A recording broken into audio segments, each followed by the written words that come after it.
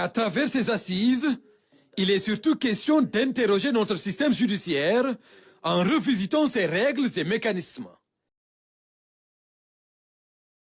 Étant de le perfectionner et de le hisser à la hauteur de nos ambitions et des aspirations de notre peuple.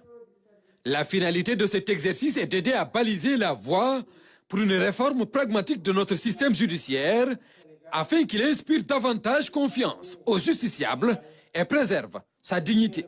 Pour ce faire, nous devons travailler à mettre en place un système plus transparent de gestion de la carrière des magistrats, à définir un régime de privation de liberté mieux encadré, à aménager un dispositif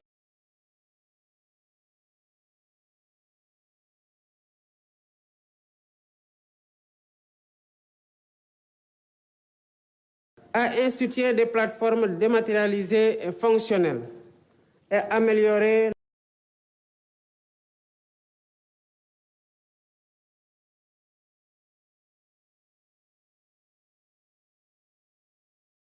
la structure. S'il est vrai que le pénal polarise plus l'attention collective, il ne faut pour autant pas se limiter à ce volet. Et le président Bassirou Diomaye Faye de rappeler que pour bâtir l'état de droit que nous voulons, la réforme et la modernisation du système judiciaire doivent prendre en compte tous les aspects. Nous ne devons pas oublier les affaires civiles, dont la matière commerciale constitue une composante majeure, le droit du travail et le contentieux administratif, autant de domaines dont la prise en charge conditionne le fonctionnement de la justice.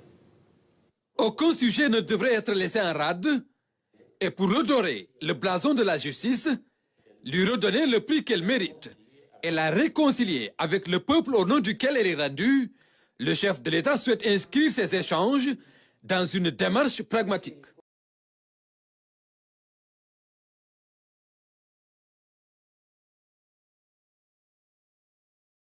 Un vaste chantier qui nécessite un dialogue franc et inclusif. L'esprit de ces assises plus indépendantes et plus accessibles en identifiant les pistes de réforme et de modernisation nécessaires.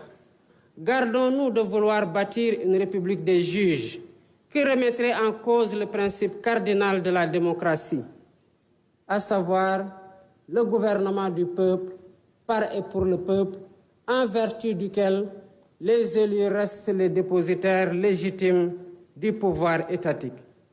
Les thématiques qui seront débattues incluent le statut des magistrats, l'organisation et le fonctionnement du Conseil supérieur de la magistrature, la dématérialisation du service public de la justice et le numérique, le temps du procès pénal, le régime de la sanction pénale, le cadre juridique et institutionnel de l'administration pénitentiaire, les conditions de détention et de préparation à la réinsertion sociale des détenus, le régime de la privation de liberté et la prise en charge des enfants en danger ou en conflit avec la loi.